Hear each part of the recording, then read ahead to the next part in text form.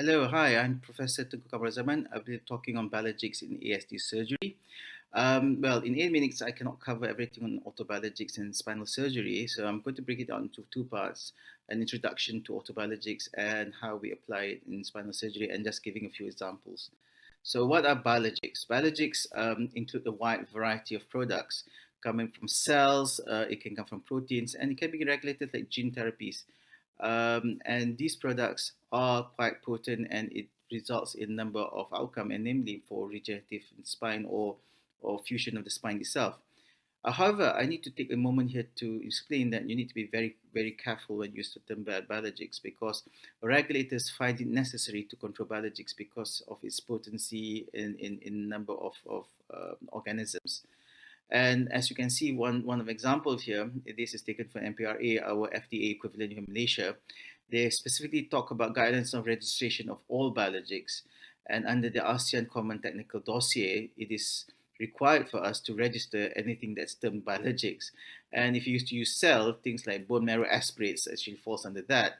It has to fall under CGTP. And therefore, it will be sad that things that we use it for so regularly will need to be regulated just because we use term biologics. So for the purpose of this, I need to make sure you understand that the use of biologics, like for example, the CGTP Act, CGTP protocol, says that if you don't have any of these, all these four criteria, it now falls into class 2.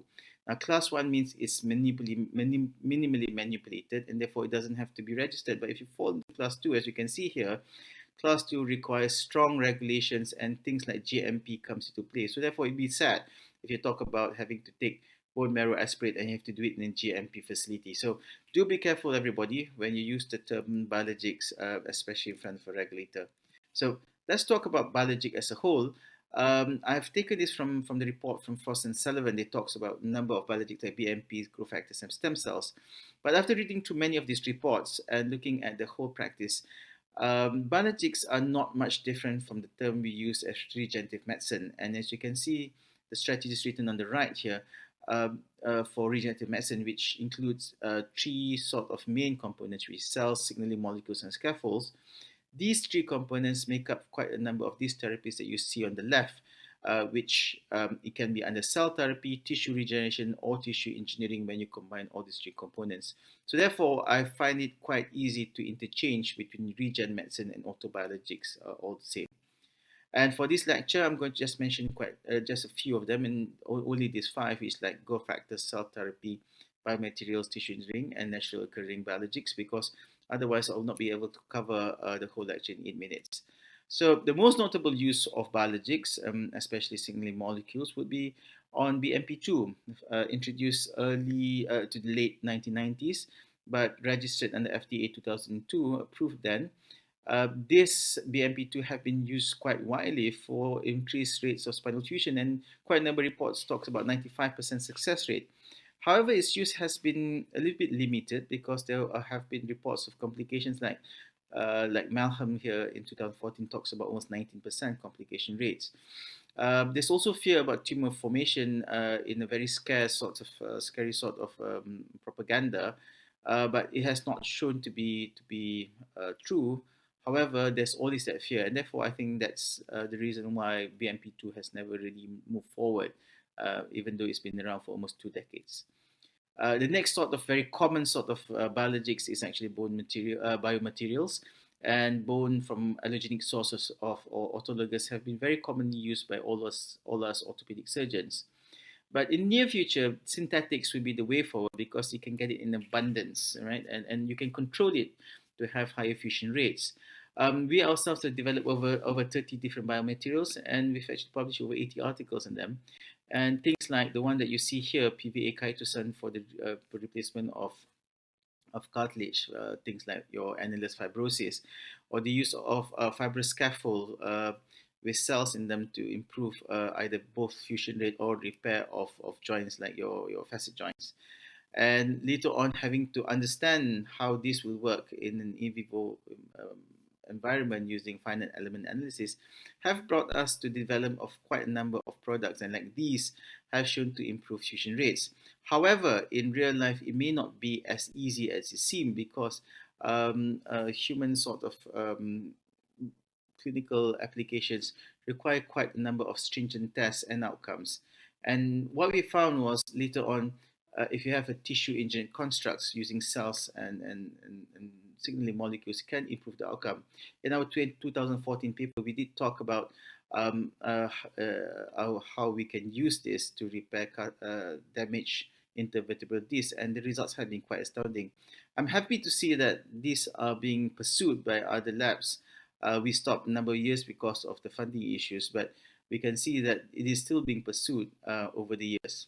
Now, many of you will have known that naturally occurring biologics like bone marrow aspirates and PRPs can be used quite openly, but I'm not sure how much is being used in spine, but I believe bone marrow aspirates have been seen to be used to improve spinal fusions. In our lab, we've developed our own PEVs or platelet-derived extracellular vesicles, but these are mainly meant for cartilage of the knees and not really cartilage of the spine, although theoretically it can work the same way. So how this works in clinical applications? Well, primary degenerative spine, either due to something like sagittal imbalance, have been reported in quite a number of publications, and the outcome have been quite promising. However, it's quite limited because I think it has limited efficacy, and its long-term results have not been shown to be very promising as yet. But I think with new development technology, especially the scaffolding part, I think this will find its way into patients in not too distant future. So scoliosis, things like this novel prototype controlled release growth factor bone tissue engineering have improved spinal fusion outcome. I've read quite a number of reports. This has been quite fascinating of the outcome. However, I did note that the surgical technique has not changed. It's just that the biologics have improved the outcome in all these scoliosis patients. Now, I'll take a moment to talk about spinal cord injury. I know it's not related to ASD per se, but it has been very interesting over the years to see this development. Now, in one of the labs in UC Irvine, talks about their model where they've created a paraplegic mice by damaging a spinal cord. And what they did show that by injecting stem cells laden with some sort of scaffold to repair damage myelination of the spinal cord region, they were able to allow a quick repair and allow the mice to start walking again. Now, this led to something called Osiris, a spin-off company, and it was quite interesting for us to see at the middle of 2000s that this company was going to offer patients treatment for paraplegia. Unfortunately, after a few years, they couldn't have enough recruitment because of the stringent criteria, and it stopped. But what I found later was quite a number of companies now set up to do this, and hopefully in the future, paraplegic patients can go back walking again. So, what's in the future? Well, for me, the future talks about targeted molecules and upstream gene regulators like gene therapy. And we've seen the use of TNF-alpha. I'm not sure in spine, but imagine having to use this either to take away inflammation, improve the outcome, and no more pain due to ASD. This may be the way forward. However, until we really understand the basic science of things, this may not happen so quickly. So in conclusion, I think Biologics is a new wave of outcome. I think it's very exciting.